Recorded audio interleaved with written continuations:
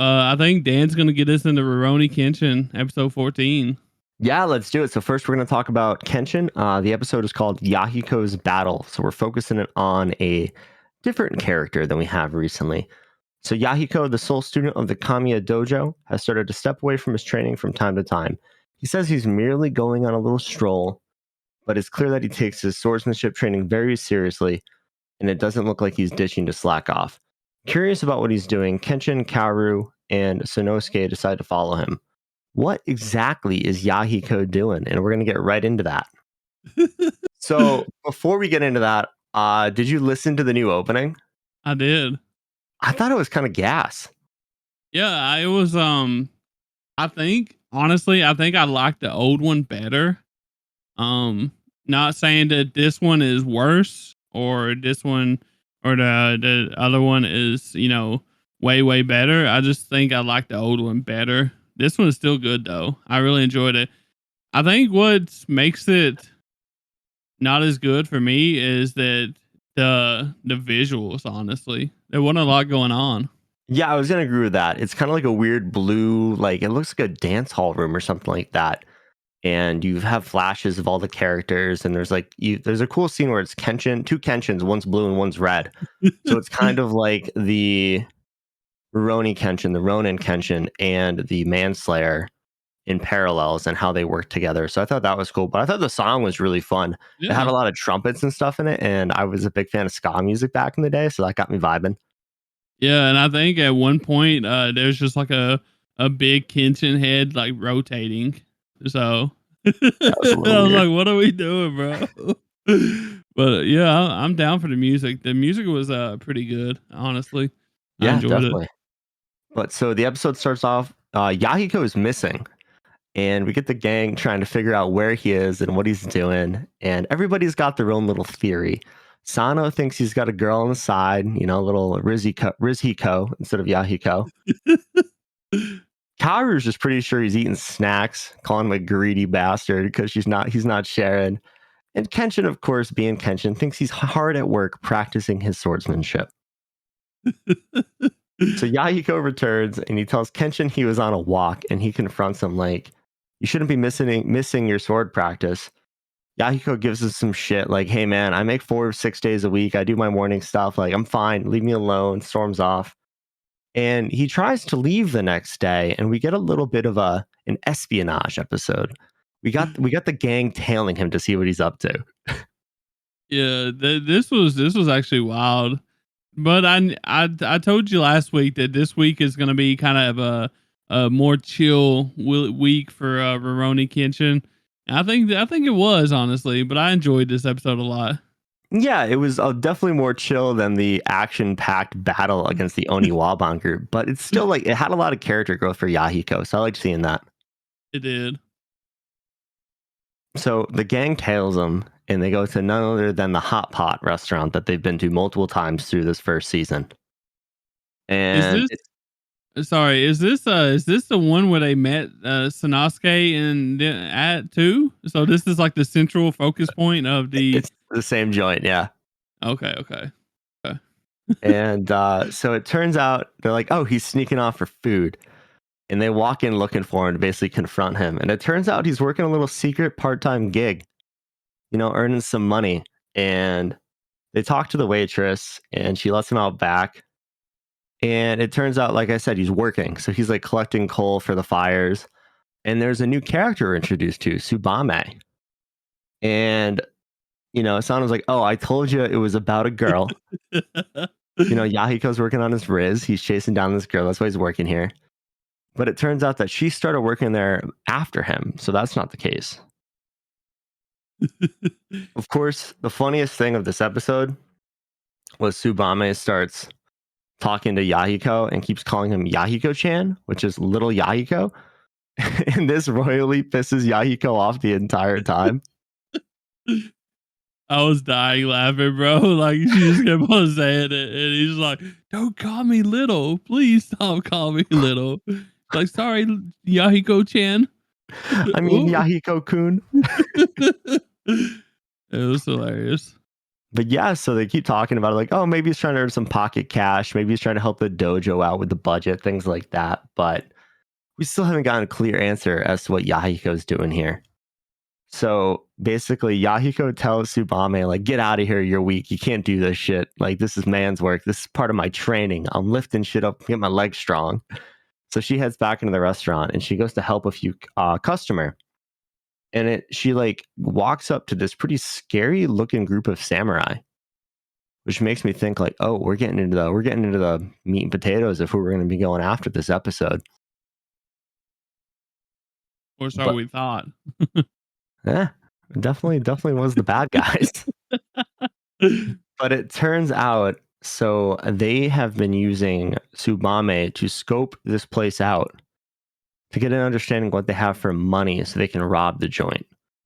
And it turns out that this group is led by Lord Mikio, who's a member of the Nagaoka family, who's the former vassal of the shogun. So, like, that's a pretty big deal. I mean, going into the Meiji area, basically everybody who protected the shogun just became normal citizens. So, like, he used to live the good life and he's pissed. He's like, fuck the Meiji era. This shit sucks. Yeah. Everybody in equal ground my ass. Yeah, so he was kind of like Kinemon in all of them, right? Pretty much. Yeah, essentially. Yeah. So after that, Tsubame, her family has served the Nagaoka for like 300 years. And she tries to tell them, like, you shouldn't steal. You're going to give your family a bad name. Like, think about who you are. And this dude just slaps her across the face and says, stay out of my shit. You're a servant. I'm your master. This is how it's been. This is how it's going to be. Damn. So the thing I don't understand about like this situation is that isn't her family former vassals too? No, they were like a servant family that was under the Nagaoka family. Oh, okay. So I kind of thought that they was like kind of on the same footing, except for maybe they was like a uh lower vassal or something like that, you know? Um so it's kind of confusing to me based off that, but it makes sense. But the thing is we're not in that era no more and there is no more servants, right? So Yeah, like his family is just basically commoners at this point. So like this whole relationship is pretty much null and void in the Meiji era. I wonder where her like parents are, like to allow this. I have So no idea, dude. I mean, they didn't really go into much into her backstory, but kind of, I don't want to say a filler episode, but really more focused on Yahiko's development as a swordsman. so I don't know if this is a spoiler or not, and you can ignore me if it is. But is Subame like a character going forward? I don't even remember. I don't Okay, think so. okay. I think she I just didn't keeps know if it was like a working. one part type of deal or like if she's like a consistent character or not. I don't remember if she becomes a reoccurring character. I can't tell you. It would be fun to see little Yahiko risen up somebody like her. It She would. looks pretty cute, so Yeah, man. I mean, good for him. He did some risen today. like a little Kairu. So But yeah, so this game was actually pretty smart. They had Subame make clay molds of the keys that are used to open the owner's house and the storeroom. So like they're really looking to go rob this place. And when Yahiko hears this, he confronts them and basically is like, Samurai Yahiko Miyojin coming in to fuck your day up in classic Yahiko fashion. And he's fighting pretty good. Like he is taking people down. Like these are full grown men. Yahiko's taking them down, but then Miyojin, or sorry, not Miyojin, that's Yahiko's last name. Mikio, the leader, throws a sword at Yahiko's feet to basically ruin his footing. And these guys just gang up on him and just beat the crap out of him. So, which causes Subame to give him the molds for the keys. They leave. Subame is like apologizing, and Yahiko's like, "No, I meddled in this. This is my fight now. Like, don't worry about it." And he realizes it's going to take about a day to make these keys based on the clay molds to get good enough ones to actually open doors. He's like, "All right, I got a night. I got a night to get ready." So basically, the next day, Yahiko is trying to figure out how to take on multiple opponents at once. He builds this really dumb looking like tool to train with, and it's basically just a bunch of boards hanging on a. It looks like something you'd hang your laundry on, you know? Yeah, And it looks very like it's not gonna hold up very well. yeah, no. And Sanosuke and Kaoru just start making fun of him, like that ain't gonna work. Like the movements those boards are gonna make are very predictable. And when you're fighting somebody, that's not what you're gonna see. So that thing isn't gonna work. So Yahiko gets all ticked off, storms off, asks Kenshin. He's like, hey, how do I fight multiple people at once? Just curious. And it turns out that during that whole scuffle, Kenshin, Kaoru, and Sonosuke were listening in and understand this entire situation. So they know what's going on here. But Kenshin wants to let Yahiko have his battle. So, Yeah, I mean that's the only way, for Yahiko to. I mean, obviously Yahiko don't want them involved because he's not telling them, And I kind of wanted Yahiko to go ask Kenshin to begin with because he is a master of like one versus many style. I mean, that's literally his style, right? So yeah, but Kenshin doesn't need to wait for it to be one on ones. He just goes and blows everybody up with his massive strength. but yeah, I love that Kenshin is like just saying, yeah, there is one way, and it's called like the runaway technique or something like that. I'm not sure what it's really called, but that's what I'm calling it, the runaway technique. And basically, he's like, just run away as fast as you can, and then basically the people following you will vary in speed, and the first one that catches up to you, you take them down one on one, and then just repeat that process. But in my head, I'm thinking, after a while, they're gonna know that you're doing this, and obviously, if you're smart, you would adjust your like strategy as enemies chasing someone like that to, you know, a better strategy instead of letting him continue to do 1v1. So Yeah, I definitely like how Kenshin told him that though, because that is a good technique. I mean, I do that in video games all the time. you know? That's, they're not smart though, the video No, game they're people. not. They're not smart. But it's the same thing. It's like when you're playing Ghost of Tsushima and you're fighting like 40 Mongolians at once. You're like, all right, take them one on one. We'll run in circles. That I didn't expect Kenshin to come up with something like that would actually work with Yahiko. So that was pretty smart. And then he was like, jokes on you though, you would have to have heavy leg muscles in order to do that, in order to keep going and be faster than these people. So you just got to think about another way to get them one on one. It is funny. So It is a pretty funny callback to earlier in the episode, though, because when Yahiko was carrying Cole, he picked up Tsubame's Cole and was like, I can carry both of these because I've been working on my lower leg strength through my swordsman training. And it's just Kenshin calling him out like that's a load of horse shit, buddy. yeah, and I laughed out loud after Kenshin said this because clearly the first, all the shit that he just said about the runaway tactic, it's basically null and void at this point because he's like, "Oh, you're like a little weak bitch right now." Basically, he's calling him that. It's like you just got to think of another way to do it. Think about it. I'm sure you can figure out a way to make it one on one. Definitely. And we'll get to that way Yahiko thought of in a little bit. But the last thing that happened during all of this in the morning was Kaoru approached Yahiko and told him that, hey, you practice the Kamiya Kashin Ryu sword style. This is a life-giving sword. It's not just your destiny on the line. It's also the one that you swore to protect. Therefore, you can't lose. And I mean, the entire time I'm sitting here, I'm like, is Yahiko stupid? Like they're just making it very clear that they know everything going on right now. And he's just going right over his head. He just don't think that that they know, and even though they're giving him so many context clues and stuff that they know, he just, I guess, he thinks that even though he's working part job at the place that they frequent the most, which is bullshit. Uh, that he thinks this is all a secret, and he's asking for a friend, and we know how asking for a friend goes. So Yeah.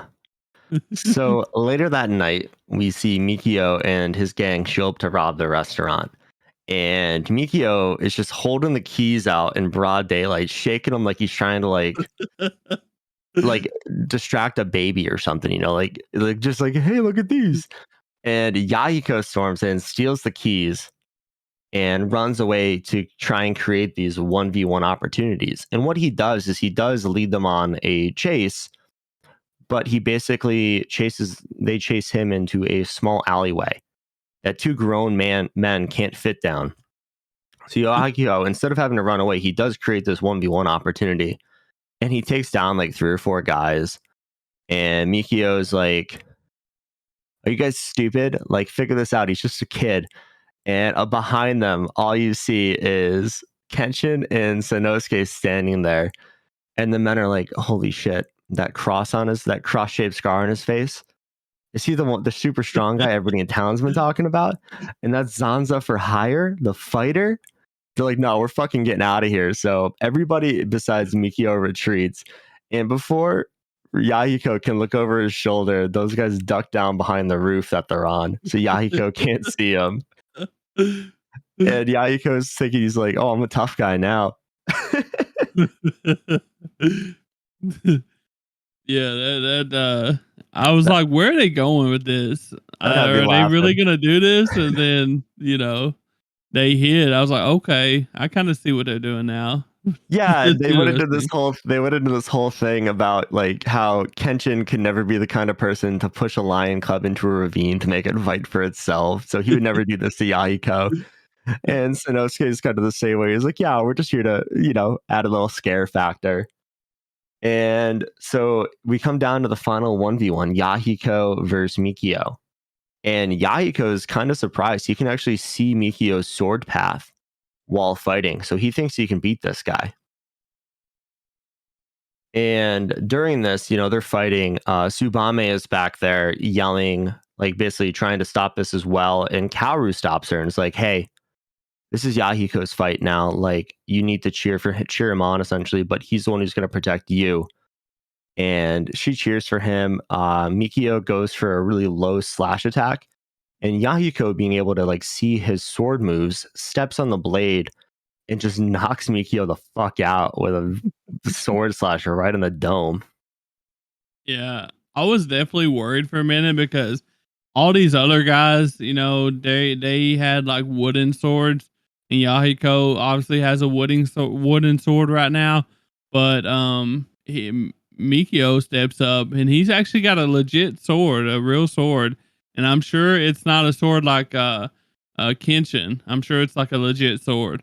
So he could have definitely done some damage to Yahiko, and I was kind of worried for a minute. I was like, how's a wooden sword gonna come up against a real sword? So yeah, I mean, you're not taking down a katana with a piece of wood, Yeah, I mean that's just I guess very bad swordsmanship from Mikio, because if you just slash right at the center body mass, I mean he has to block it, right, or dodge it or something, and he can't really dodge a lot because they're in an alley. So I just felt like the odds was in his favor at that time, but somehow Yahiko pulls it off, plot armor or whatever. So I wouldn't call it plot armor. I think it's just to show how far Yahiko has actually come in his swordsmanship training, For sure. I mean, he's went on journeys with Kenshin and Sanosuke. He's, even though he didn't participate very much, he's been around legends. So obviously, if you're around legends like that and training around them, you're obviously going to pick up some moves and skills. So Definitely. So after he defeats Mikio, Tsubame and Kaoru come around the corner. And Yahiko's like, what the hell are you doing here, Kaoru? And then he turns around and goes, yeah, you two guys up there, And Kenshin and Sanosuke try and pretend they're cicadas making noise. And Yahiko's like, there's no cicadas in this time of the year. Like, what are you fucking doing? It is this show like it had like kind of pretty the kind of a lot of action in it at the end, but it was like a lot of comedic relief and I really loved it. So Yeah, they did a really good job blending it this episode. So everything's good. Yahiko saves the day. The restaurant is safe. And at the end, Sanosuke is like, well, after all of this we've been through, you better tell us what you're doing, why you have this part-time job. And it turns out that Yahiko is saving up to buy a Sakabato, which is the reverse blade sword that Kenshin uses. And Sanosuke laughs his ass off at this. He's like, bro, you're never going to be there. Don't even worry about it. And Kaoru hears this and laughs it well. And Yahiko's like, well, I know they're expensive, so I wanted to start saving up now. And Kenshin's like, yeah, dog, they cost a lot of money. I have a feeling though that if he really wanted one and he really proved that he was worthy of one or whatever, I have a feeling that Kenshin would give him one. So I just don't know if Kenshin has another blade, you know? well, I mean, I feel like Kenshin could make enough money probably faster than Yahiko and, get him one. You know what I mean? Yeah, but Yahiko, being that like hard-headed kid he is, would never accept it. True, but He's gotta then, earn his sword. but Kenshin could probably do something to make him believe that he earned it. You know what I mean? So, Yeah, definitely. But yeah, that was the end of the episode. It was a nice little one-off, kind of one complete story in one episode, which is nice to see. So we got the closure we needed. We didn't have to wait like 5 episodes for this one. But what did you think about the new ending? Did you listen to that or no? I listened to a lot of it. I wasn't sure. I thought it was a new ending, but I wasn't really sure, and I didn't go back to the last episode to look and see if it was a new ending because normally. Wait a second. The other ending was the damn clock ticking at first. Yeah. Yeah, I love this one way better. Screw that Yeah. clock, bro. Yeah, I thought it was a good ending. The song's called Existence is by Kid Phenomenon. I thought it was a good ending. Slower, sadder kind of sounding song. And then we got a little, I like watched through the whole thing. I was like, all right, Kenshin's going to give us a freaking end of episode, post credit scene because they randomly do that.